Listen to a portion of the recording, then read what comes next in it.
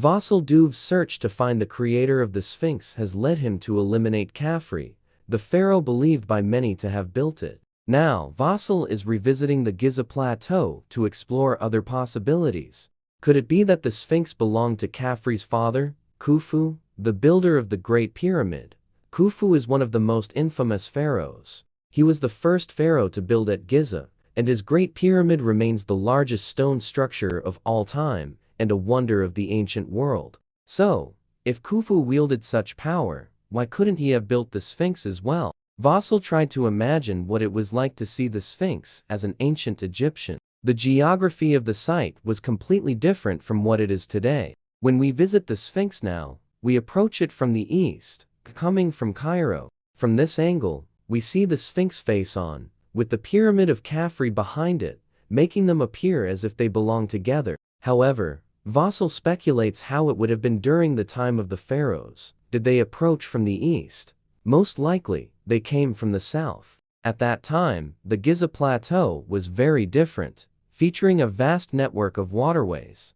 Just 100 yards below the Sphinx stood a harbor connected to canals, created to bring in stone for the construction of the Great Pyramid. The other pyramids had not yet been built.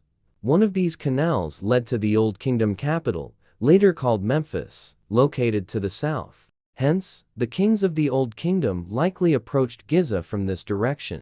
Approaching the Sphinx from the south, one wouldn't see it face on but in profile. From this view, the pyramid behind it is not Khafre's but Khufu's. Ancient Egyptians saw their world primarily in profile, as evident in their hieroglyphics and portraits, which often show faces in profile, shoulders frontally, and feet in profile. A panel from the 3rd Dynasty Old Kingdom illustrates this style, with the artist sculpting a face in profile while showing the shoulders frontally. It's uncertain whether the Sphinx was conceived in profile, but viewed from this angle, it certainly complements Khufu's pyramid.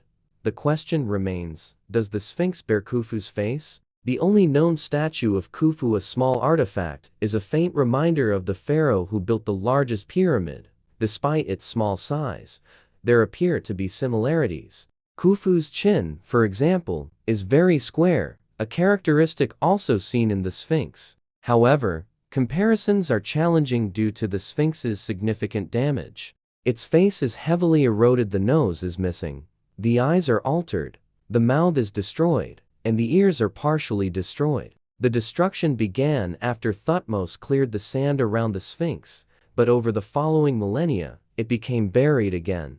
When the Greeks arrived in Egypt, they further contributed to the damage. They named the statue the Sphinx and linked it to their own mythology, imagining it as an evil female creature. This association caused confusion with the original Egyptian symbol, spelling disaster for the Sphinx. Western myths turned it into a pagan symbol, leading an Arab sheikh to deface it, though he only succeeded in breaking away its nose. Later, treasure hunters caused additional damage in their misguided searches for secret chambers. Even British soldiers in the 20th century used the Sphinx for target practice. Restoration efforts have made it difficult to determine which parts are original. One of the most puzzling discoveries was the remains of a giant stone beard found near the Sphinx.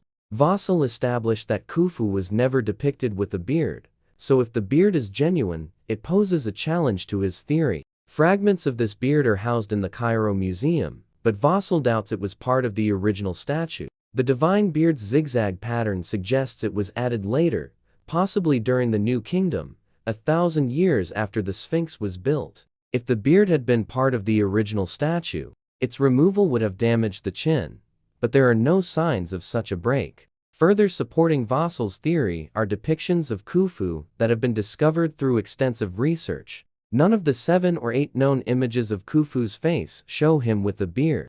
Additionally, the Sphinx's striped NEM's headdress features a pleated pattern consistent with at least one statue of Khufu. These observations, along with the profile view and facial features, lead Vassal to conclude that the Sphinx represents Khufu. However, in a surprising twist, Vassal doesn't believe Khufu built it.